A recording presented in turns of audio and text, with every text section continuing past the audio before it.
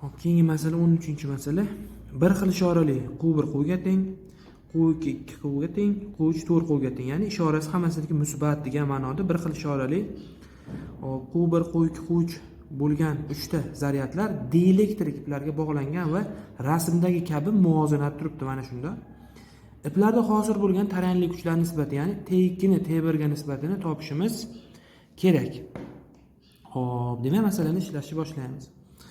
Hop, ishorasi bir xil zaryadli zarralar bir-birini itaradi. Ya'ni mana bu Q2, Q1 ni bu tarafga qarab qandaydir F1 kuch bilan itaradi.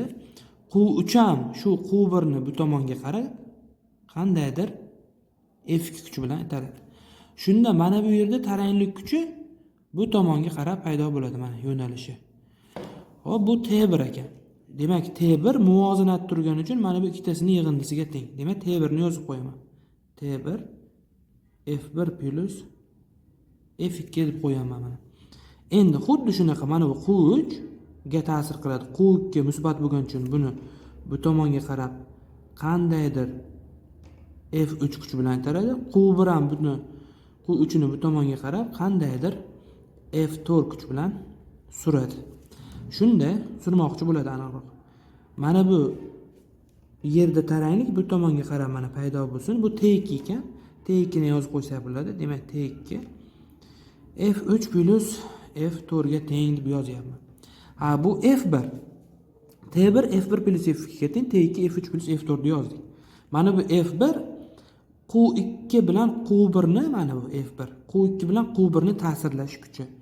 F2 Q3 bilan Q1 ni ta'sirlash kuchi. Mana bu F3 Q1 bilan Q3 ni ta'sirlash kuchi. F4 Q2 bilan Q3 ni har birini biraloq yozib ketamiz. Ya'ni T1 teng deb T1 F1 demak Q2 bilan Q3 ni K Q2 Q1 taqsim masofa Q1 va Q2 Q3 bir xil masofada turgani uchun har birining orasini A deb olsam, demak A ni kvadrati bo'ladi. Ya'ni F1 Q2 bilan Q1 ni ta'sirlashadi plus F2. U Q3 bilan Q1 ni ta'sirlashi. Demak K Q3 Q1 taqsim endi ular orasidagi masofa har birining orasini A degan bo'lsam 2A ni kvadrati 4A kvadrat bo'ladi. Chunki mana bu joyni ham A deyapman, mana bu joyni ham A deyapman. Q3 bilan Q1 orasi 2A, uni kvadrati 4A kvadrat bo'lib ketadi. Xuddi shunaqa T2 ni. T2.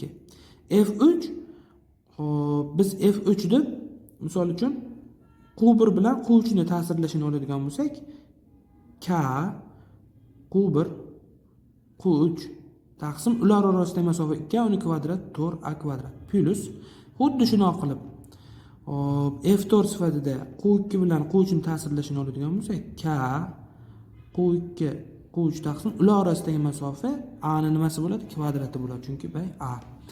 Endi shuni nisbatlab qo'ying deyapti. Demak, nisbatlab qo'ysanglar, sizlarda hamma narsa berilgan. Buni avvalgi mock testlarimizda ham ishladik, faqat yozma ravishda ishlab tashlagandim. Shuni T2 ni T1 ga bo'ladigan bo'lsanglar, shu 3 degan javob chiqadi adashmasam. Bu oldin ishlangan test.